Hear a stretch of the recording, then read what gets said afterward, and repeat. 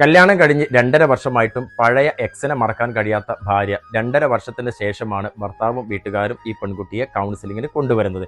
ഈ പെൺകുട്ടിക്ക് ഒരു പ്രണയമുണ്ടായിരുന്നു. വീട്ടുകാർ ശക്തമായിട്ട് എതിർത്തതിൻ്റെ പേരിൽ പെൺകുട്ടി അതിൽ നിന്ന് പിൻവാങ്ങി തൽക്കാലത്തേക്ക്. പിന്നീട് വീട്ടുകാർ ആത്മഹത്യാ ഭീഷണിയൊക്കെ മുഴക്കിയിട്ട് ഉടനെ തന്നെ മറ്റൊരു കല്യാണത്തിലേക്ക് പറഞ്ഞയച്ചു. ഈ പെൺകുട്ടിക്ക് മറക്കാൻ പറ്റുന്നില്ല. പ്രണയബന്ധങ്ങളിൽ പലപ്പോഴും ഇത്തരത്തിലുള്ള പ്രവൃത്തികൾ മാതാപിതാക്കൾ ചെയ്യാറുണ്ട്.